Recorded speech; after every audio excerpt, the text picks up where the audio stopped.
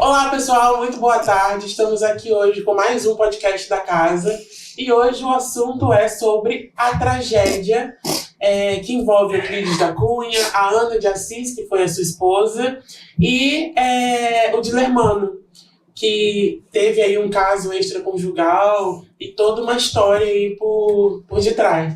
E aí a gente tem aqui o historiador Vitor Hugo e o nosso amigo Gabriel, que a gente vai discutir sobre essa perspectiva, né? Sobre diversos pontos de vista sobre essa história. E eu queria saber de você, Vitor Hugo, você podia falar pra gente um pouquinho sobre a tragédia, sobre esse pedaço da história de Euclides da Cunha, que foi bem trágico, né?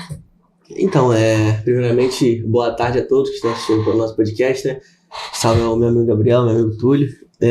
Então, falar sobre essa tragédia, né, que foi conhecida como a tragédia da piedade em alguns jornais da época, é um assunto muito delicado, né? Mas eu queria me basear hoje num vídeo, né, que eu assisti da dona Dirce de Assis, que é uma escritora. Ela é filha do Dilermano de Assis, no caso. Ela escreveu um livro, inclusive, defendendo o Dilermano de Assis, né? Claro que a gente não está aqui expondo, né, uma defesa a um ou a outro, mas hoje, né, segundo o que ela falou, a Academia Brasileira de Letras, né, ela tem tanto a Ana, tanto como Euclides, tanto como Dilermano, como vítimas, né?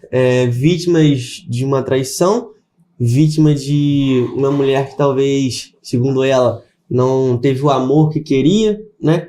E vítima de alguém que agiu em legítima defesa, né? Uma vítima que agiu em legítima defesa, né? Então, na época, né, a gente sabe que Euclides, embora teve o seu diploma, né, de engenheiro, né, militar, hoje a gente conhece aí o IME, que é o Instituto Militar de Engenharia, me desculpe, né, que você vai para o exército, estuda, se forma em engenharia, né? E na época Euclides ele não queria ser militar, né? A gente sabe que os planos dele, né, era ser escritor, né? Ele gostava da caneta, gostava da escrita e gostava também, né, de atuar, né, na política, nos contextos sociais e econômicos do país.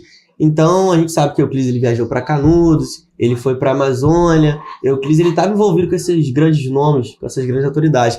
E nisso a gente tem, né, na casa Euclides da Cunha aqui, um acervo ali muito importante, que é a rede que pertenceu a Euclides, quando ele passou cerca de um ano e meio, mais ou menos, aproximadamente, na Amazônia, né, a pedido do Barão do Rio Branco. Então a gente sabe que Euclides, ele viajava muito, ficava muito tempo fora de casa, e segundo alguns artigos que eu já li também, Euclides, ele se dedicava o máximo à escrita, a esses contextos da época, e não se dedicava tanto assim à sua família. O jeito dele, personalidade dele.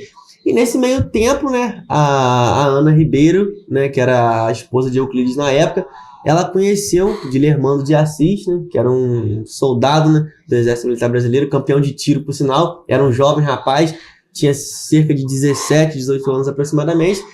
E aconteceu um certo flerte entre eles, né?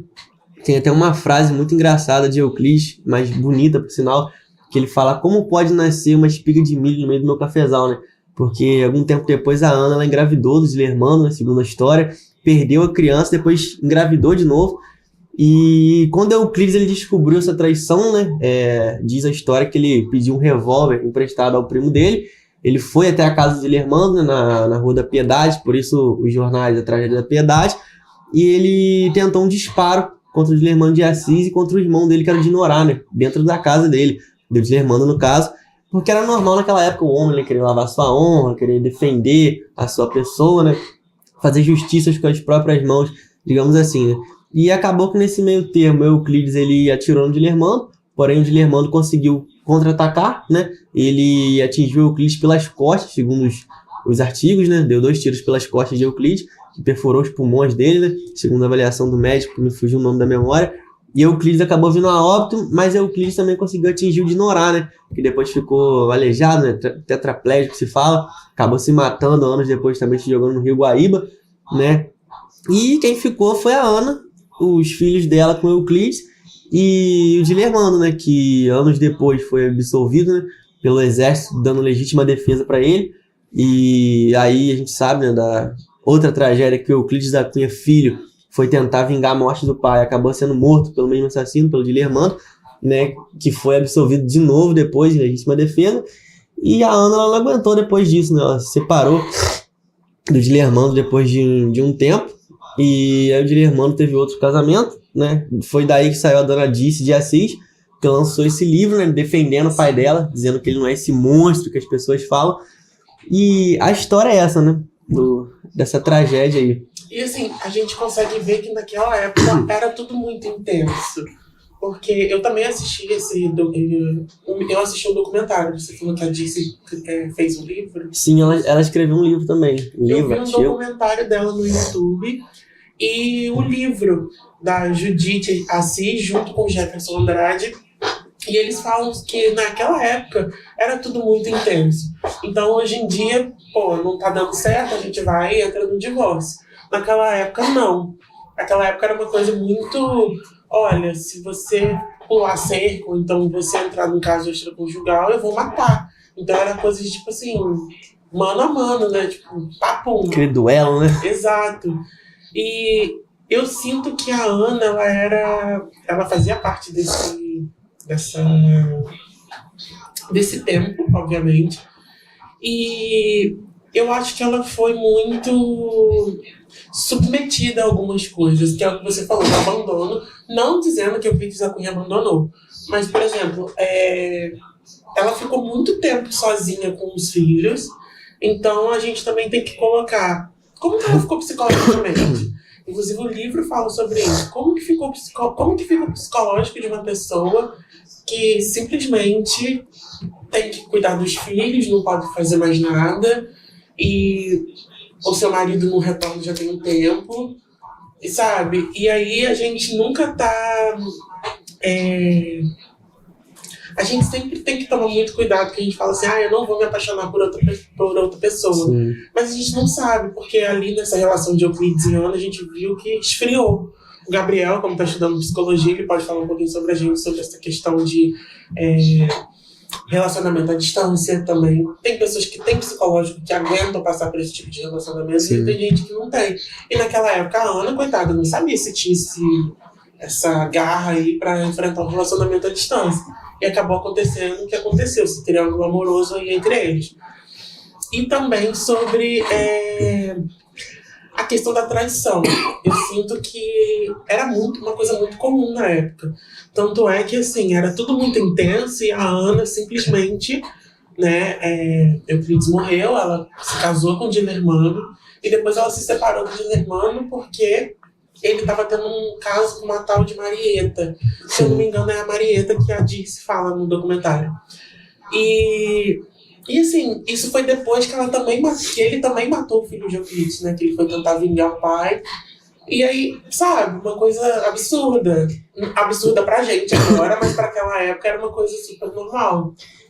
E naquela época não era tão presente quanto mais atrás ainda, mas ainda tinha bastante casamentos arranjados, né? Então, assim, às vezes a moça crescia, ela nem amava o cara, mas o pai dela às vezes era um fazendeiro, alguém importante, falava, não, você só vai casar com o filho do fulano porque é rico, vai te dar uma boa vida, tu vai casar com outro que é militar, vai casar com aquele por isso. Não era, eu vou casar porque eu amo. Tinha muito desses negócios de casamento arranjado, né? Então, era uma situação complicada quando o assunto é amor, né? É que a gente entende, né, que muito naquela época era essa ideia que as mulheres eram uma posse, né? Sim. Do homem. Então, quando a gente coloca que a Ana era meio que obrigada a ficar somente em casa, enquanto Euclides fazia suas viagens, né? Era trabalho. A gente entende que era o trabalho dele, a gente não tá aqui pra apontar dedo a ninguém, né, em relação àquela época, né? Só estamos aqui analisando os fatos, né? Tentando entender um pouco mais. E enquanto ele estava longe, ela tinha, como o Túlio bem disse, ela ficava sozinha em casa, existia uma solidão dela. Sim. Uma pessoa que, né, ela amava, estava longe dela por tanto tempo e ela tinha que só ficar em casa aí, cuidando de crianças e meio que sozinha, não podia ter uma outra atividade. E isso cria uma monotonia na vida dela, né, um cansaço, né? Aquele cansaço de não estar fazendo nada, né? E de não ter a pessoa que ela escolheu ali do lado dela. Porque, querendo ou não, o ser humano tem as suas necessidades. E ela, obviamente, gostaria de ter seu marido por perto. E então ocorreu essa aproximação dela com o Dilermano, né? Que estava ali presente por ela.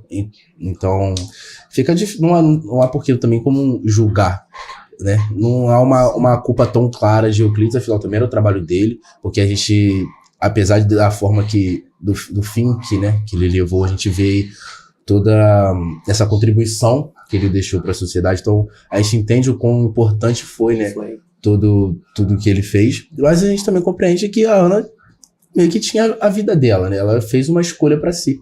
Sim. Então, acho que não cabe a ninguém julgar, assim, como aconteceu as coisas, né? E esse ajuda psicológica, né?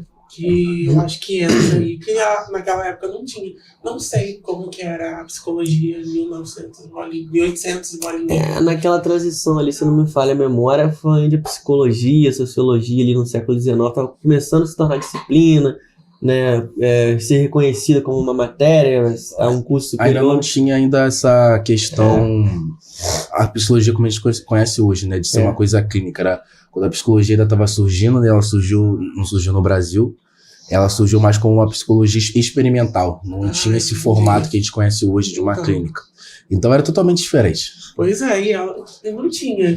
Por isso que eu tô falando, eu acho que essa coisa do relacionamento dela à distância que não fez bem ali, e aí ela acabou fazendo o que fez, e também não tô julgando ela. Todo mundo, acho que é o que o Vitor Hugo falou, os três foram vítimas. A Dirce mesmo fala que os três foram vítimas, e realmente, a gente enxergando hoje, os três... E o Dilermano ali também, querendo ou não, supriu uma necessidade emocional da Ana, talvez, naquele momento, né? Então não tem como a gente julgar ninguém. Ainda mais julgando sentimentos, né? Como é que a gente vai julgar os sentimentos das pessoas? Como é que desenvolveu? Né? Acho que de um ponto de vista, às vezes, moral, quando a gente olha hoje em dia, a gente vai dizer que ela não agiu bem, que o Dilermano não agiu bem, já que foi como...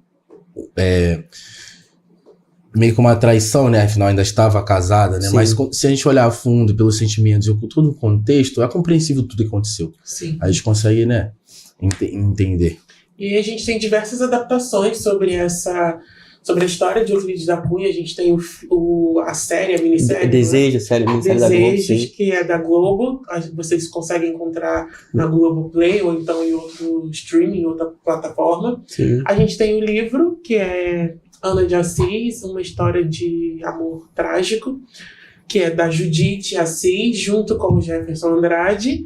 E temos um documentário da Dirce, que ela fala sobre... Ela é filha do Dilermano, e ela coloca o ponto de vista dela sobre a situação. Então é isso, galera. Muito obrigada pela participação de vocês aqui hoje. A gente espera vocês na semana que vem. Até!